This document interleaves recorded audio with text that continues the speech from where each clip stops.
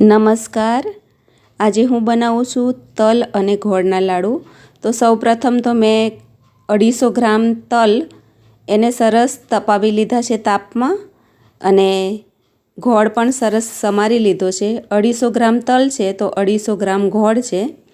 હવે તલ છે એને સરસ શેકી લેવાના છે, એમાં તડતડ અવાજ આવતો થાય અને એનો કલર થોડો ચેન્જ થઈ જાય ત્યાં સુધી આપણે શેકવાના છે। અને જેમ સરસ શેકાશે એમ ટેસ્ટ પણ સારો આવશે। તો ગોળ અને તલ બંનેની તાસીર ગરમ છે, એટલે શિયાળામાં સ્પેશિયલ તલ અને ગોળના લાડુ ખવાતા હોય છે। હવે મેં દેશી ઘી 2 ચમચી એડ કરી દીધું છે।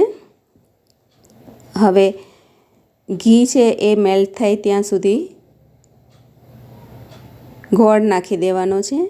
તો 250 ગ્રામ ગોળ સમારી અને મેં પરફેક્ટ માપ 1 વાડકો ગોળ અને 1 વાડકો તલ આ રીતે લઈ લીધું છે। તો ગોળને પણ ધીમા તાપે આપણે ચડવા દેવાનો છે, અને ગોળને આપણે જેવી રીતે ચીક્કીમાં પાયો કરીએ છીએ એવો કડક પાયો નથી કરવાનો, કેમ કે આના પોચા લાડુ બનાવવાના છે। તો ગોળના પાયામાં બબલ્સ ખાલી આવે ત્યાં સુધી જ આપણે ચડવા દેવાનો છે, હલાવતા રહેવાનું છે। એટલે આ રીતે સતત હલાવી અને એનો કલર આપણે ચેન્જ નથી થવા દેવાનો। આ રીતે બબલ્સ આવે ત્યાં સુધી જ એને થવા દેવાનું છે।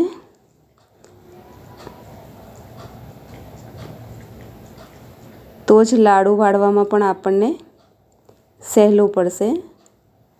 તો આ રીતે ગોળ બધો ઓગળી જાય અને ઉપર સારા એવા બબલ્સ આવવા લાગે ત્યારે આપણે એમાં તલ એડ કરવાના છે, અને તલ એડ કર્યા પછી પણ થોડીવાર હલાવી અને મિક્સ થઈ જાય પછી તરત જ ગેસને બંધ કરી દેવાનો છે, અને મિક્સ થઈ જાય એટલે હલાવતા રહેવાનું છે। અને થોડું ઠરે, થોડું ઠંડુ પડે ત્યારે આપણે એના લાડુ બનાવવાની પ્રોસેસ કરવાની છે। તો આ રીતે થાળીમાં મેં ઘી લગાવી લીધું છે કે જેનાથી થાળીમાં લાડુ મૂકું તો ચોંટી ના જાય, અને હાથમાં પણ ઘી લગાવી લેવાનું છે, અને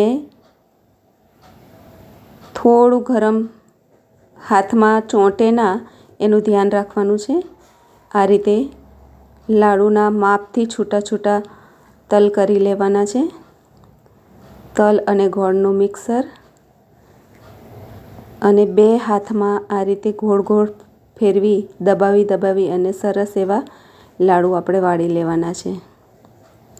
આપણને જેવી પણ સાઈઝ જોઈતી હોય એવા આપણે લાડુ વાળવાના છે। તો અત્યારે મેં લીંબુની સાઈઝના લાડુ બનાવ્યા છે।